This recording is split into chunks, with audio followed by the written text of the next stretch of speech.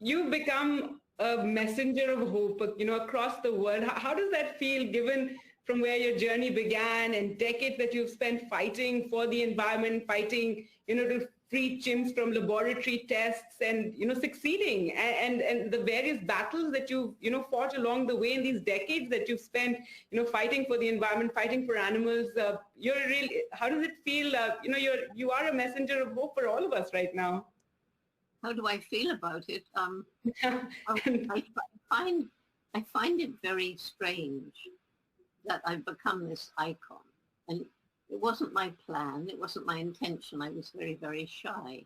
And at first, when the press began asking questions, and the first time somebody came up and said, could they have an autograph? I wanted to hide away. I put sunglasses on going through an airport, let my hair down. People still recognized me. And then I suddenly realized, well, I didn't ask for this to happen, but it's happened, so I must use it. So I took to taking around little environmentally sustainable brochures that vaguely said what we did, particularly Roots and Shoots, and said, you need to get your children involved in this.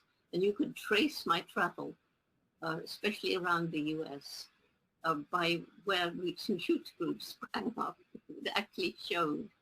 Well, we have a question about children, in fact, about what they can do. Sanjeev Prakash is asking, dear Dr. Goodall, is there an organization which young people can join to learn and act according to your thoughts and lessons? So if you could tell us a bit about your institute. Well, it's for a young person, it's Roots and Shoots. And Shweta Hari, I'm never quite sure how you pronounce her name, but Shweta is the executive director. She was involved in Roots and Shoots when she was with her husband in Tanzania, and she was passionate to start it in India, which she did. She got registration from the government, which was very difficult, and Roots and Shoots is a program of the Jane Goodall Institute. So any young person listening or any parent, get involved, because then you'll be with other young people who care like you do, and you can get your friends together. Even if you didn't register, we like you to register because then we can share what you do. But if you just get together with your friends and think about what you care about and wonder together what you can do about it, maybe get some advice, and then roll up your sleeves and get out there and do it. Coming back to something that we were talking about earlier, that post the pandemic, it's hit the economy in many countries. It's created more poverty. It's going to create more challenges on that front, and we really have to be very focused on that. We cannot allow in this process of bringing the economy back that we forget about environment and climate change, and allow any sort of non-sustainable practices, etc. Isn't this something we all have to be very aware about right now and very vigilant about? Yeah, business as usual. On a planet with finite natural resources and growing populations, it won't work. I gave the numbers earlier, and yes. If we get 10 billion of us on the planet and continue behaving as though nature's resources are infinite, which they're not, then it's going to be very, very grim for future generations. Indeed, we humans are not exempt from extinction. We're causing extinctions, and we could cause our own extinction if we're not careful. That's why it's important to get together now.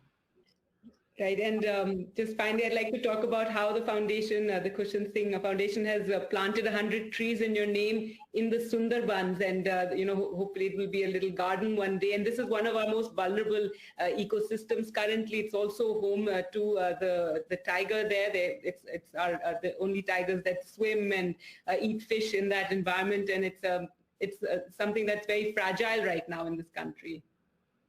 Yes, well.